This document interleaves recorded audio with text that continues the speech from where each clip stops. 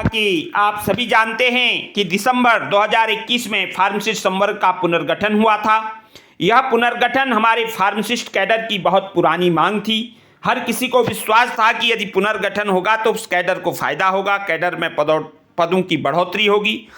किसी भी कैडर का पुनर्गठन होता है तो उस कैडर में पदों की संख्या बढ़ती है, लेकिन आश्चर्य की बात है कि हमारे फार्मासिस्ट कैडर का पुनर्गठन हुआ, आईपीएचएस मानक लागू किए गए, उससे फार्मासिस्ट के पद बढ़ने की बजाय घटा दिए गए।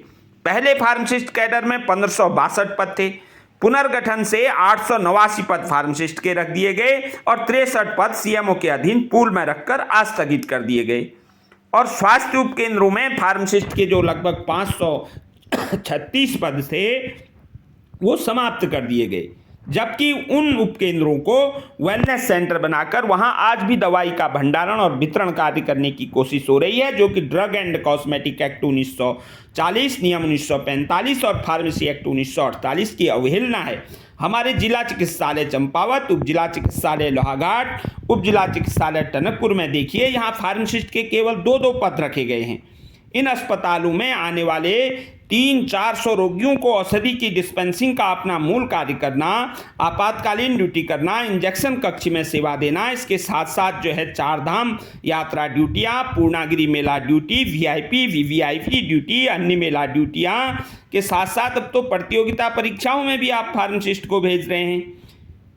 लेकिन इसके बावजूद, इतने कार्य कराने के बावजूद फार्मासिस्ट के पद घटा दिए जा रहे हैं, जो कि आश्चर्य की बात है। हम राज्य सरकार से मांग करते हैं कि फार्मासिस्ट के कार्य के अनुरूप फार्मासिस्ट के पदों में उत्तराखंड राज्य में बढ़ोतरी की जाए।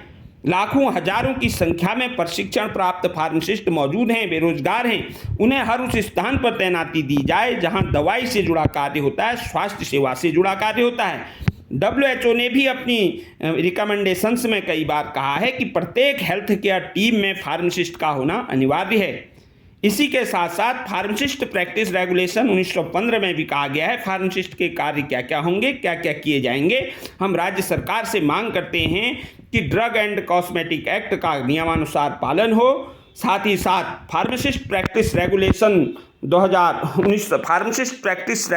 2015 का कड़ाई से पालन किया जाए। उसमें जो भी फार्मासिस्ट के दायित्व लिखे गए हैं उस दायित्व के अनुसार फार्मासिस्ट के पदों का सृजन किया जाए। 63 जो पद पूल में रखे गए हैं उनको क्रियाशील किया जाए। आईपीएचएस मानक संशोधन समिति, जो माननीय स्वास्थ्य मंत्री जी की घोषणा के अनुरूप स्वास्थ्य महानिदेशक महोदय की अध्यक्षता में गठित की गई है, उसकी रिपोर्ट, उस पर जो सहमति बनी है उसकी बैठक में उन सहमतियों को शासन को भेजा जाए और फार्मासिस्ट के पदों में वृद्धि की जाए।